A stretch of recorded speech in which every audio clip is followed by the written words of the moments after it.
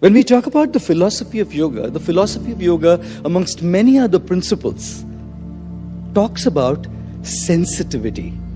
Being extremely sensitive to the needs, the interests, the concerns, the feelings, not simply of human beings, but of trees and plants, of animals and birds, of the air and water bodies, of nature, of Mother Earth, of life at large.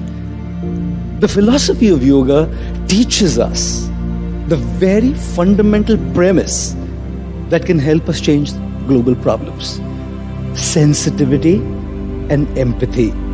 I come from India, and I grew up always listening to my mom telling me, oh, we should go and bathe in the Mother Ganges. I wondered, I had a mother already, my mom. Why bathe in Mother Ganges? I constantly kept hearing my mom refer to the earth as Mother Earth. I said, I already have a mom. So here we have Mother Ganges, and now we have, which is a river, and then I have Mother Earth. And then I constantly kept hearing my mom telling me, you should respect and care for Mother Cow. I said, God, I think I have too many moms here. Apart from the mother, the biological mother that gave me birth, here's a Mother Earth, here's Mother Ganges, here's Mother Cow.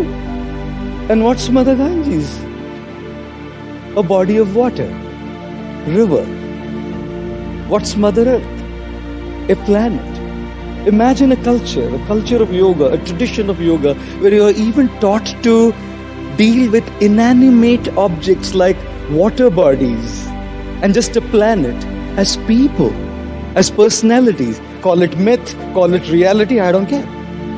Call it myth or call it a reality. It's not a problem. But the reality is that here is an attitude where we are trying to treat even inanimate things as people, with dignity, with respect, with honor.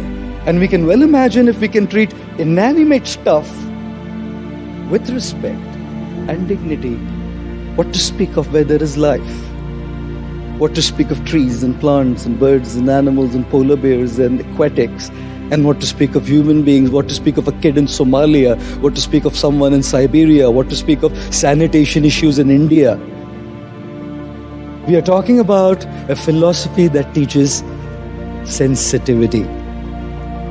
I mean, you know, they say that things are meant to be used and people are meant to be loved.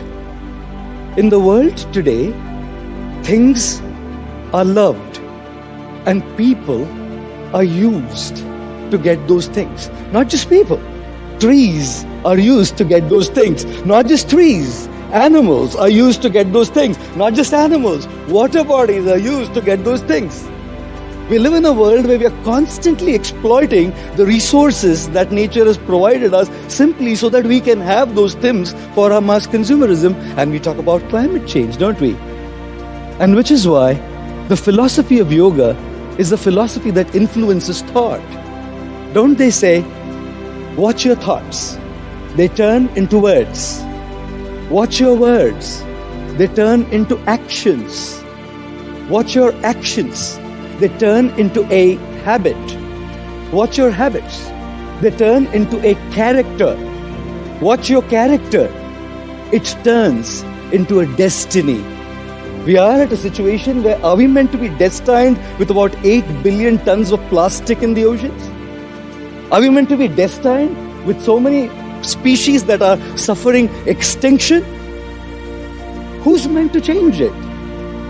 Unless we change thinking, we can't change speaking. If we can't change speaking, we can't change acting. If we can't change acting, we can't change conditioning. If we can't change conditioning, we can't change characters. And if we can't change characters, we can't change the modern scenario. Which is precisely why it all begins with a thought in there. So apart from physical exercise and pranayama and breathing, yoga is a philosophy that teaches us the fundamental premise of sensitivity. And imagine if we can spread this awareness.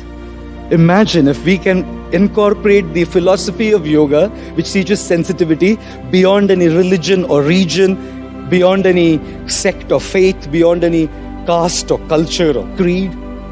Imagine if it's a part of the curriculum all over the globe where we actually teach people how to deal with every aspect of life, including inanimate things, sensitively.